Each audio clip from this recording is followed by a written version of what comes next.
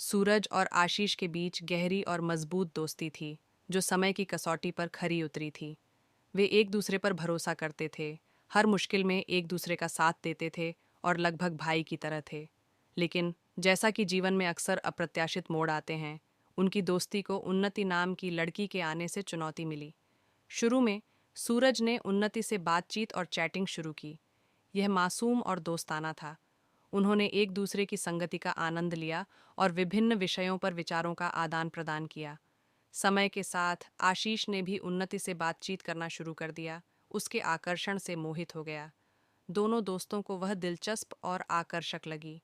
धीरे धीरे लेकिन निश्चित रूप से उन्नति उन दोनों के जीवन का एक महत्वपूर्ण हिस्सा बन गई। जैसे जैसे उन्नति के साथ उनकी बातचीत बढ़ती गई, सूरज असहज महसूस करने लगा।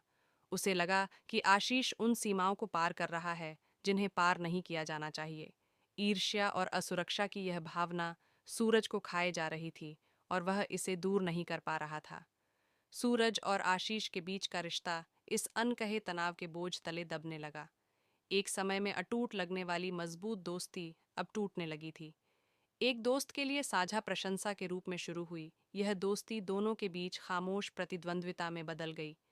जैसे जैसे सूरज और आशीष उन्नति का ध्यान अपनी ओर आकर्षित करने की कोशिश करते रहे, उनके बीच की खाई बढ़ती गई। कभी उनकी जीवंत बातचीत एक ही शब्द के आदान प्रदान में बदल गई। न तो सूरज और न ही आशीष इस मुद्दे पर बात करना चाहते थे। उन्हें डर था कि इससे उनके बीच हमेशा के लिए दरार पड़ सकती है। लेकिन उन्नति पर प्रतिस्पर्धा की मंडराती छाया गलत फहमियों को जन्म देती रही। आखिरकार दूरी इतनी बढ़ गई कि उनकी दोस्ती खतरे में पड़ गई। दोनों के लिए यह एक दर्दनाक एहसास था कि इतनी नाजुक दोस्ती इतनी आसानी से टूट सकती है। अंत में सूरज और आशीष को यह तय करना था कि उनके लिए क्या ज्यादा मायने रखता है, वह दोस्ती जिसे उन्होंने सालों तक संजोया था, या एक नए रिश्ते की उनकी व्यक्तिगत खोज।